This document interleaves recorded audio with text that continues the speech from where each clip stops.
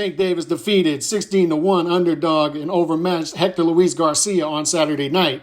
We don't have highlights of that fight here due to copyright, so instead we'll talk about that fight over highlights of Tank Davis beating other overmatched fighters. By the way, it's disappointing that Gary Russell Jr. spent this one fight date this year in a ringside fight with a washed-up rapper. Davis stayed true to his economical tightrope style of fighting in this fight, throwing only 29 punches per round, but landing 52% of his power punches.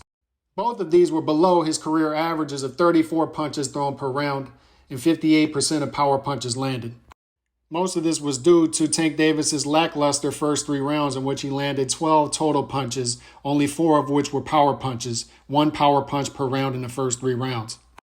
But Tank stepped on the gas in round 8, outlanding Hector Luis Garcia 30 punches to 3.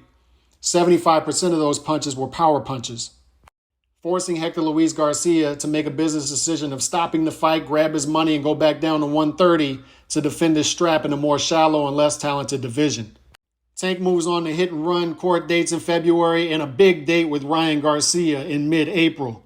As Tank Davis's career turns a decade next month, we're still left asking, how will Tank Davis's tightrope style of fighting translate to the top fighters at 135 and 140? Would throwing 30 punches per round as a lightweight translate to beating guys like Devin Haney, Shakur Stevenson, Vasily Lomachenko, or top fighters at 140 such as Regis Prograis, Josh Taylor, etc.? We still don't know.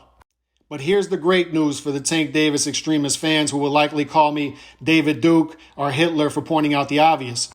Out of all of Tank's top peers in and around the weight class, Ryan Garcia seems to be the most winnable fight of those top fighters.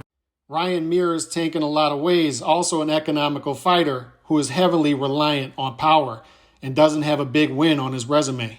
That's close to an even odds fight. Tank Davis currently a 2-1 betting favorite against Ryan Garcia, and anybody who tells you they have a good handle on what happens on Tank versus Ryan is lying. Here's even greater news for the Tank Davis extremists. Tank versus Ryan is not only the biggest fight that can be made in and around lightweight, it's arguably the biggest fight that can be made in boxing.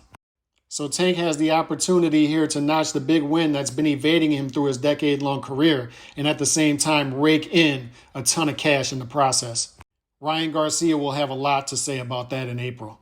But in the process, we're still left wondering, does Tank's economical style of fighting work at the top level? We simply don't know yet.